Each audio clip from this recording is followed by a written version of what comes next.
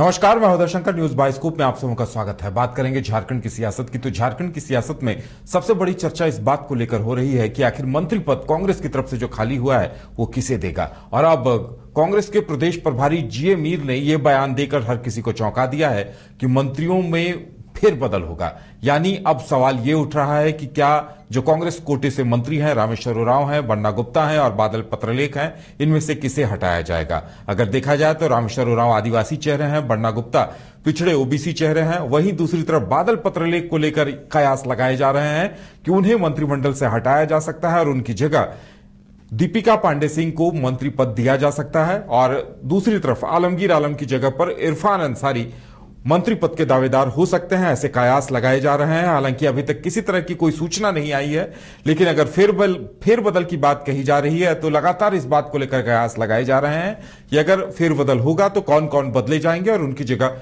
कौन कौन आएंगे। ज्यादा जानकारी के लिए इस वक्त हमारे साथ हमारी संवाददाता करिश्मा जुड़ी हुई हैं।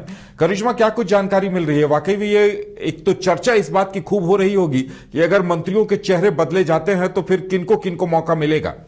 करिश्मा, देखिए, ये खबरें सामने आ रही है कि मंत्रिमंडल में बड़ा फेरबदल जो है वो देखने को मिल सकता है और कांग्रेस की ओर से तमाम कोशिशें की जा रही है। देखिए, दिल्ली में एक अहम बैठक जो है वो रखी जाती है जिसमें झारखंड के 21 दिग्गज नेता मौजूद रहते हैं, क्योंकि ये कयास लगाए जा रहे थे कि आखिर कांग्रेस कोटे के चौथा मंत्री कौन होंगे, क्योंकि जब से आलमगीर आलम ने इस्तीफा दिया है उसके बाद से यही कयास लगाए जा रहे हैं कि आने वाले समय में शायद दीपिका पांडे सिंह को मंत्री बनाया जा सकता है, शायद इरफान अंसारी को मंत्री बनाया जा सकता है। क्योंकि हाल ही के दिनों में इरफान अंसारी जो जामताड़ा के विधायक है, उन्होंने एक बड़ा बयान दिया था। उनका कहना था कि एक अल्पसंख्यक को एक अल्पसंख्यक ही रिप्लेस कर सकता है। उसके बाद कहीं ना कहीं झारखंड की सियासी सरगर्मी तेज हो गई थी।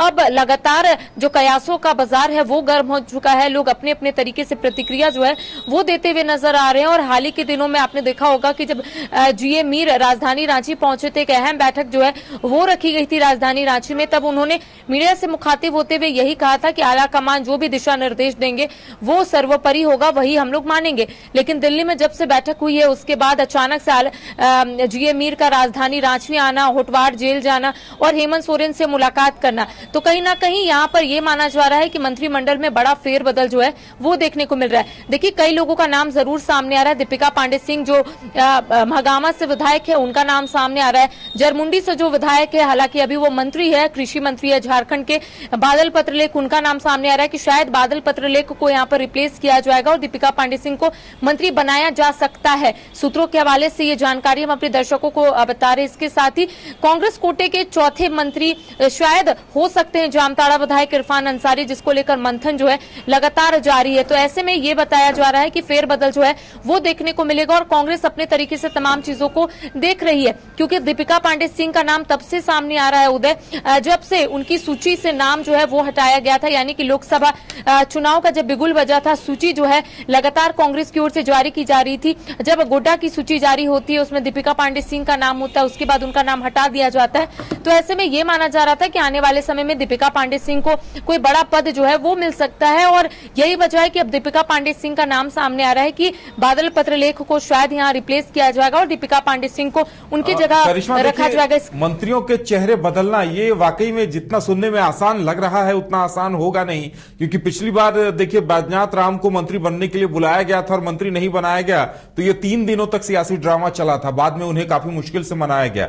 अब अगर एक बार जीए मीर ये कह रहे हैं कि मंत्रियों के चेहरे बदले जाएंगे तो कहीं न कहीं विधायकों को यह उम्मीद लग रही होगी कि बन्ना गुप्ता और रामेश्वर उरांव के भी चेहरे बदले जाएंगे और उनकी जगह अब 4 लोगों को मौका मिलेगा। तो कहीं न कहीं ये उम्मीद तो जगती है। ऐसे में इन्हें ऐसी स्थिति को हैंडल करना काफी मुश्किल होगा कांग्रेस आला कमान के लिए।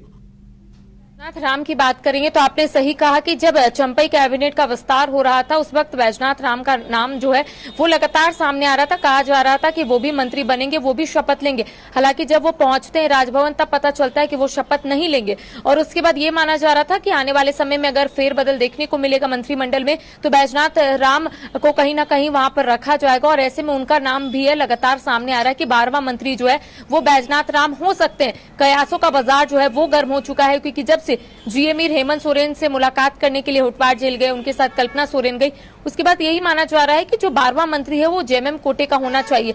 और ऐसे में जब ऐसे बैजनाथ राम का नाम सामने आ रहा था, तब से यही माना जा रहा था कि जो 12वां मंत्री बनेगा वो जेएमएम कोटे से ही बनेगा। देखिए, सुनने में जरूर आसान लग रहा होगा कि मंत्रिमंडल में बड़ा फेरबदल जो है वो देखने को मिलेगा, लेकिन कहीं ना कहीं अंदर खाने चीजें जो है वो अब निकलकर सामने आ सकती है। क्योंकि जब चंपई कैबिनेट का विस्तार हो रहा था, तब कांग्रेस के ही विधायक मोर्चा खोल बैठे थे और उनका यही कहना था कि जो चारों मंत्री है कांग्रेस कोटे के, वो अच्छे से परफॉर्म नहीं कर रहे हैं। अगर वो अच्छे से परफॉर्म नहीं कर रहे तो कैसे जनता से वो जुड़ेंगे।